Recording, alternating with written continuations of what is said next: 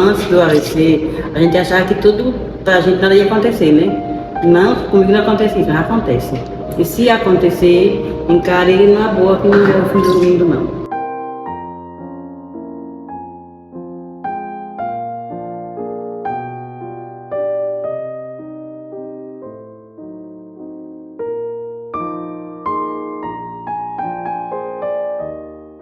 O AVC, também conhecido como acidente vascular cerebral, é uma doença em que tem uma interrupção do fornecimento de sangue para o cérebro. O sangue, como a gente sabe, é o transporte do oxigênio e dos nutrientes que o corpo da gente todo necessita. O cérebro, por ele ter uma atividade muito específica, muito especializada e intensa, ele precisa ter um fornecimento contínuo de glicose e de oxigênio, que são os combustíveis. De segundos que o cérebro fica sem fornecimento de energia, de oxigênio, ele acaba apresentando uma perda de função, que pode ser localizada daquela região, né, da função daquela região que aquela região desempenha, ou pode ser generalizada caso essa interrupção for generalizada, certo? Então a gente tem o AVC isquêmico e o hemorrágico. O AVC isquêmico é aquele em que ocorre um entupimento de um vaso sanguíneo do cérebro. Quanto maior esse vaso, quanto mais perto do coração, maior vai ser essa área afetada, maior vai ser o AVC. E o AVC hemorrágico é aquele em que ocorre um rompimento, uma ruptura de um vaso sanguíneo. Essa ruptura vai fazer com que o sangue escape para fora do vaso e se forma um hematoma, e esse hematoma vai comprimir as regiões que estão circundando, né? Então, o sintoma do AVC isquêmico é exatamente igual ao do AVC hemorrágico. A única forma que a gente tem de diferenciar uma coisa da outra é fazendo um exame de imagem, né? Geralmente o mais comum, o mais disponível, mais rápido é a tomografia. Sem um exame a gente não tem como diferenciar uma coisa da outra, e isso muda tudo, muda o tratamento, muda todo o enfoque. Os principais fatores de risco para um AVC são os mesmos fatores de risco que a gente tem para o infarto do miocárdio, o infarto do coração, né? Então, principalmente disparado a hipertensão arterial, principalmente quando ela está mal controlada, certo? O diabetes, principalmente quando ele está mal controlado, o colesterol alto, né? Principalmente o que a gente chama de colesterol ruim, que é o LDL. O tabagismo, o hábito de fumar, a ingestão de álcool em excesso também é um fator de risco importante. O sedentarismo, a falta de atividade física, o excesso de peso, certo? Principalmente gordura abdominal, né? Aquela gordura da pessoa em forma de maçã, né? Que é uma gordura mais central.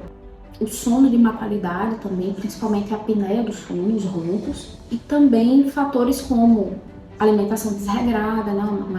Uma alimentação que não é balanceada, além de determinados tipos de arritmias e problemas cardíacos. Os principais sintomas do AVC, a gente pode guardar o acrônimo, né? As iniciais das letras que formam a palavra SAMU, certo? Então, sorria, abrace, cante uma música e urgente, né? Sorrir, a gente pede para a pessoa dar um sorriso para a gente verificar se os dois lados do rosto estão, né, contraindo de uma forma igual, né? Então, se a gente tem que a pessoa sorrir de um lado, né, que o outro lado não vai, né, a boca torta, esse é um sintoma. O outro sintoma é brace, né, que a gente pede para a pessoa levantar os braços ou então abraçar.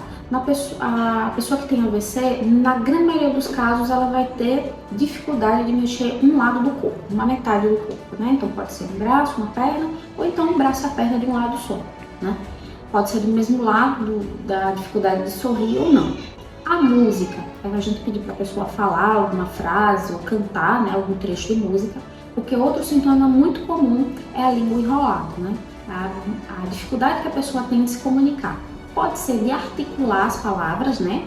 Que realmente é de formar os fonemas, né? A pronunciar adequadamente. Ou pode ser também uma dificuldade de elaborar o que deseja falar, né? Se qualquer um desses três sintomas estiverem presentes, urgente, você precisa procurar com urgência um hospital que seja capacitado, né? Que seja provido pelo menos de uma tomografia, um hospital porta aberta. Existem outros sintomas que podem ser indícios de AVC, né? como por exemplo alguns tipos de tontura, alguns tipos de desequilíbrio, perda de visão, uma cefaleia muito diferente, uma dor de cabeça muito diferente, muito brusca e muito intensa, né? Mas assim, são sintomas menos comuns. Realmente, se a gente decorar esses três, né? Sorrir, abraçar e a música, realmente a gente vai estar englobando a maioria dos AVCs.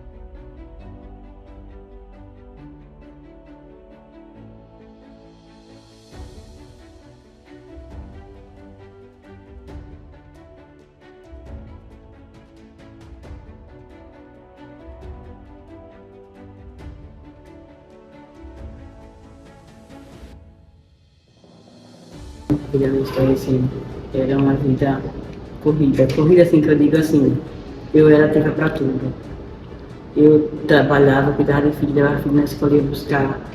Eu passeava muito, saía muito de casa. E hoje, assim, não é que não tenha vida após uma vez que se tem.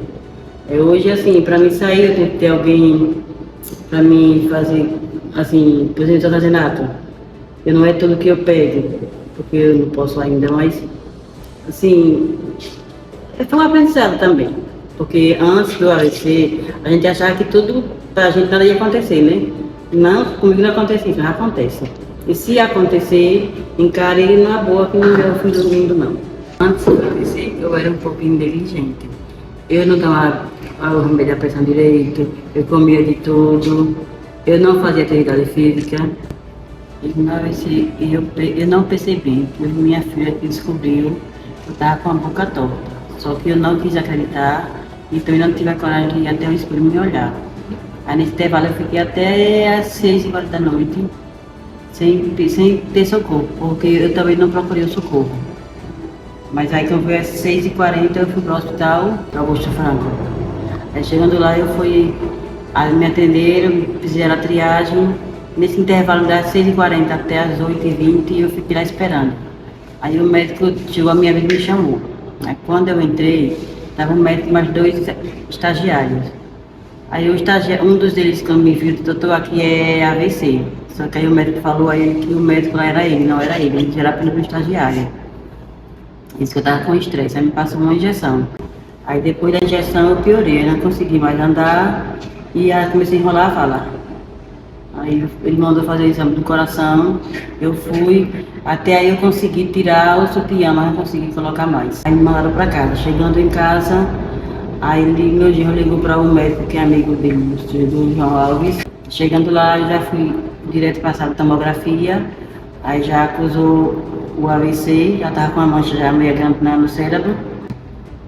Aí eu fiquei lá 3, 4 dias, eu não lembro mais. Ela vai ficar entubada, minha filha não aceitou. Foi na época da pandemia, aí ela ficou com medo. Mas com 3 ou 4 dias, eu não me lembro bem, eles mandaram vir embora com medo da Covid. Cheguei em casa nos braços dos outros, aí tiraram a cama de solteiro do quarto, que meus quartos eram em cima, aí colocaram na sala para poder ficarem perto de mim. Aí eu fiquei na sala, com 3 dias depois que eu estava em casa, aí minha amiga Cecília me levou para fisioterapia. Só que eu também sou teimosa. Eu não queria ir para fisioterapia porque eu não gostava. Aí ela disse, quer que eu mande o papai vir aqui fazer aqui em sua casa? Eu disse, não, então eu vou. Aí todo dia meu marido me levava, ainda fiz 6 meses lá. 3. Aí nesse intervalo o Sara me chamou. Aí eu fui. Aí no Sara eu passei 1 mês da primeira vez. Da segunda eu passei 15 dias fazendo reabilitação lá. Quando ela teve o AVC, foi que a gente se aproximou mais, né? Eu fiquei meio apavorada, porque assim, ela não tem família em Aracaju, né? A família dela mora no interior, ela não tem nenhuma irmã aqui, e eu me senti na obrigação de dar esse suporte. Logo em seguida, quando ela saiu do hospital, né? Eu digo assim, bom, curiosa do jeito que eu sou, comecei a ler um pouco e vi que os primeiros 3 meses era um período assim que era a chave de você recuperar, né? Aí a gente se mobilizou, fez uma vaquinha, pagamos fisioterapia para ela não perder esse espaço, né? Só que fisioterapia particular é caro, né? Aí eu fiz o cadastro dela no Sara Kubitschek, explicando que a gente estava, mas que não tinha condições de continuar o tratamento. E para minha surpresa, realmente foi muito rápido, muito rápido. Ela ter sido atendida online, ela presencial, o internamento e a recuperação que ela teve. Ela foi para o Sara praticamente sem andar, né? E quando voltou, ela conseguiu dar alguns passos sem ninguém estar segurando, sozinha, né? Aí foi justamente problema de pandemia, ela foi, voltou, teve uma série de problemas que ela não pôde dar aquela continuidade. E quando ela retornou, veio com essa ideia da musculação, né? Eu já sou aluna do Estúdio 10 já há uns 15 anos, minha filha também é, né? Trabalham com um respeito assim estúpido, né? Por exemplo, trabalham com Fátima, que tem essa restrição, a minha filha que é especial, da mesma maneira como eles trabalham com Ironman, né? Então, assim, o tratamento é igual. Esse respeito é que justamente faz o diferencial daqui. Não é um estúdio, aqui não é academia. Aqui é um ponto de encontro de amigos que se exercitam, né? Ela chega, todo mundo fala, todo mundo dá apoio, todo mundo admira o que ela está fazendo, entendeu? Então, aquela coisa assim que tem toda essa participação. Começou a fazer esse tratamento, só que via assim, essa questão do altos e baixos, sabe? Teve uma vez que ela chegou para mim e disse assim: Cecília, acho que eu vou desistir. Eu disse: criatura, tu tá preparada para ouvir? Já vou. Mais tarde, visto que enjoo, porque tuas filhas vão crescer. Cada uma vai tomar conta da vida delas. E tu vai ser um peso na vida dessas meninas.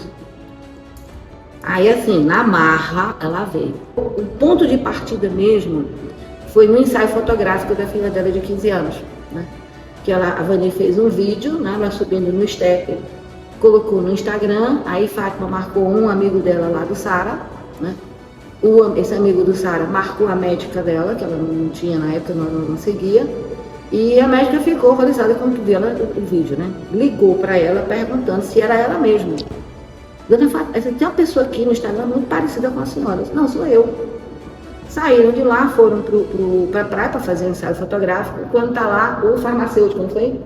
Ligou para ela e disse assim: Dona Fátima, olha, a confusão aqui, o ruge aqui, o bafafá aqui do Sara, tá com relação a um vídeo que a senhora postou no Instagram. E ninguém está acreditando que seja a senhora. Então, acho assim, esse empenho que ela teve, esse desenvolvimento que ela teve, aí se o Sara já fazia 1, passou a fazer 10. E realmente o tratamento dela tem sido muito caro, né? A questão de colocação do estente, a questão de extração do coágulo, esse treco que ela fez na cabeça, os botox que ela tem utilizado, entendeu? E todo o acompanhamento que ela tem sido feito, quer dizer, o Sara acompanha, mas a retaguarda tem sido o hospital universitário, certo? Então, esses dois, minha amiga, se eu dissesse assim, que nota você dá para os dois? Dá nota 10? É pouco. A Cecília foi ela que foi lá em casa, disse: Fátima, eu quero levar você para o estúdio dele, você quer ir comigo, fazer só uma experiência. Aí, para ela, eu não ia dizer que não.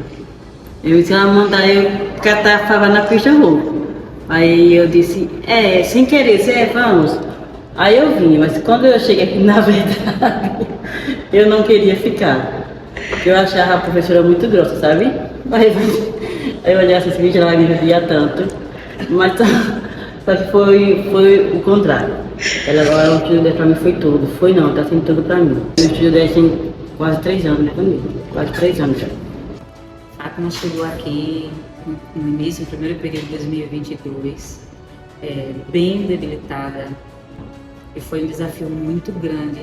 E aí a gente começou a trabalhar. Eu lembro muito tem um fato muito fresco assim na minha memória, que ela entrava e a gente sentava no caixote para que a gente pudesse começar a iniciar o treino, um bate-papo, até que ela se soltasse, contasse como tinha sido o dia anterior e tal. E quando ela sentava e ela se soltava, ela caía para a lateral, ela não conseguia se segurar. E esses movimentos me deixavam assim, assustadas, porque eu dizia: meu Deus, será que eu vou conseguir sair disso? Será que ela vai me dar essa oportunidade também? Porque é um trabalho em conjunto. Eu ficava: será que ela vai me dar essa oportunidade da gente conseguir sair desse momento, dessa parte estacionada aí do corpo? E aí, com o tempo, com muito amor, muita dedicação, ela foi confiando em mim, foi se permitindo, porque eu percebi um bloqueio muito grande. Ela tinha medo da doença, eu percebia muito isso, vergonha do que as pessoas iam achar, como as pessoas olhavam para ela. Só que esse olhar que ela tinha da situação, daquele momento, ela não enxergava como as pessoas enxergavam para ela, que era com muito amor, com admiração por ela estar lutando por aquele momento. E aí, quando eu nesse momento inicial, eu programei, eu fiz toda uma trajetória, eu disse, o primeiro passo para a Fátima vai ser voltar a andar. Na minha cabeça eu dizia voltar a andar, e a gente trabalhou por muito tempo a marcha. Ela desenvolveu a marcha, a gente subia, eu ficava fazendo treinamento sozinha lá com ela para que ela pudesse se situar só comigo, esquecer o restante. E a gente forçava a marcha, andava, ela se soltar, se sentir segura, mas sem se apoiar em nada. Até que o tempo passou e ela começou a subir e descer a escada com um pouco mais de segurança. Eu fui dando autonomia a ela. Ela percebeu tanto a autonomia que ela começou a ter, que ela começou a fazer isso sozinha em casa. Ela é uma mulher sempre foi uma mulher muito agitada, de não ficar parada, e mesmo com o AVC, sendo portadora do AVC, ela não para, ela realmente não para. Eu tenho que estar colocando até um GPS de vez em quando. A gente foi desenrolando movimentos de marcha, movimentos de pinça, movimentos de equilíbrio, que foram muito importantes. E uma das coisas que mais me chamou a atenção no desenvolvimento de Fátima foram as mobilidades e os alongamentos que eu coloquei com ela. Eu tenho uma especialização em Pilates. No tempo eu comecei a colocar alguns movimentos que eu trabalhei muito no Pilates, eu comecei a colocar para ela, quando ela conseguiu ter a estabilidade. E aí isso me chamou bastante atenção, que nos movimentos que eu fazia de flexibilidade, no início ela não sentia nada, nem o toque da minha pele, que até eu ficava furando assim para a gente ver as reações, ela não sentia. E com o tempo, não foi um tempo grande, foi um tempo curto, um espaço curto aí, ela começou a ter as reações do estiramento muscular. E eu percebi que esses alongamentos estimularam, ela deu uma alavancada nas reações motoras dela. E aí eu comecei a colocar, assim, uma vez por semana, um treinamento todo, a gente treina em torno de 50 minutos. E isso desenvolveu Fátima de um jeito assim, ela começou a ter força, ela começou a ter sensibilidade, ela começou a ter movimentos precisos com as pernas. Então, quando esses alongamentos vieram a fazer esse efeito muito positivo, ela começou a ter o primeiro resultado, que foi andar na bicicleta. Ter o primeiro resultado, que foi andar na esteira, que para mim foi um dos mais importantes, porque a esteira em si, ela tem uma velocidade cíclica dela própria, que na nossa esteira aqui acho que é 1.2 a mínima, e isso fez com que a gente percebesse a melhora absurda dela, porque o caminhar sozinho, ela tem um ritmo dela, e na esteira não. Ela conseguiu, acho que foram 30 segundos a primeira caminhada, no tempo da própria esteira, a gente segurando, mas ela conseguiu caminhar. Eu consegui manter uma aceleração cardíaca mais tranquila, mais branda. Eu comecei a aumentar o tempo, comecei a soltar um pouco mais. A gente já faz hoje 5 minutos de caminhada. Então isso tudo para mim foi uma vitória. A esteira é como se a gente tivesse levantado o nosso troféu, que é essa qualidade de vida dela poder, às vezes eu vou na casa dela, ela vai na porta sozinha, abre o portão para mim sozinha, entra na academia sozinha. Isso deu essa autonomia a ela. Isso é só o início, a gente tem muita coisa para fazer. Quem trabalha com AVC pode perceber que o lado emocional ele derruba, e se você souber trabalhar direitinho, ele levanta. E isso eu consegui perceber nos momentos de atividade física, quando ela estava mal-humorada, estressada, se sentindo desmotivada. Ela não tinha movimento motor, ela não tinha resposta motora nenhuma. Quando ela estava feliz, quando ela tinha alguma conquista dos filhos, da esposa, do esposo, ela tinha uma resposta melhor. Ela andava, ela entrava brincando, ela saltava. Ela já fez quase todos os aparelhos daqui da academia, que é uma meta que a gente tem, né? Faltam 3 exercícios, 3 aparelhos. Se Deus permitir, a gente vai fazer. As coisas mais gratificantes que eu tive na minha vida até hoje foi um reconhecimento do Hospital Sara, onde uma das médicas que acompanha muito ela mandou uma mensagem dizendo que eu desmenti ela, que ela deu um diagnóstico para Fátima, dizendo que Fátima talvez não pudesse mais voltar a andar. E eu disse, eu não acredito, a gente vai tentar até o último momento. E Fátima está aqui hoje andando de bicicleta, andando de esteira, andando sozinha, aprontando, né? Uma das nossas metas aí agora é voltar a dirigir. E vamos ver tudo que Deus permitir. Na verdade foi como se fosse uma pós-graduação para mim, trabalhar com Fátima. Porque isso aqui não é o fim, ainda é o meio caminho. Eu não percebi que eu estava tendo AVC. Eu estava em atendimento com o paciente e aí comecei a sentir dor de cabeça, ficando tonta, a vista estava começando a ficar embaçada. E aí eu comecei a perceber que eu também estava sem a coordenação um pouco motora. E aí minha atendente percebeu. E aí entrou em contato com meu esposo, né, que eu estava passando mal, e aí me levou para o hospital para verificar o que era. E foi lá que eu tive a certeza, quando começaram a falar, que eu ia entrar no protocolo AVC. Eu não apresentava nenhum fator de risco. A única coisa que eu tenho hereditária era a questão do colesterol, mas eu já tomava alguma medicação, meu colesterol não é tão elevado, é dentro do limite. Mas eu não tenho mais, eu era sedentária, mas há um ano eu estava correndo, né? Não tenho hipertensão, não sou diabética, então não tinha nenhum outro tipo de fator de risco para desencadear ao AVC naquele momento. Depois que eu tive o AVC, eu passei 5 dias na UTI, onde foi feito vários exames, tomografia, ressonância, exames de sangue, Holter, exames cardiológicos. E após os 5 dias, eles pediram para eu entrar em contato com o neurologista e cardiologista para continuar o acompanhamento e fechar o diagnóstico do meu AVC, a hipótese diagnóstica do meu AVC. Eu tive AVC no dia 14 de novembro de 2023. Depois das análises de todos os médicos, eles descobriram que um dos motivos poderia ser o forame oval patente que eu tinha no coração. E o tratamento seria fazer o fechamento desse forame oval patente com a colocação de uma prótese. E esse fechamento a gente fez agora em abril, dia 26 de abril de 2024. Graças a Deus eu não fiquei com nenhum tipo de sequela física, né, avaliado por todos os neurologistas. Mas o AVC me fez repensar muito na minha vida, dar um freio um pouquinho na minha vida para parar, para conseguir me observar mais, né, e ter mais qualidade de vida. Não correr tanto como eu corria antigamente. A questão de me observar mais é porque foi um alerta que eu tive até mesmo na UTI, que me perguntaram quantas vezes eu tinha dor de cabeça e eu não sabia mensurar.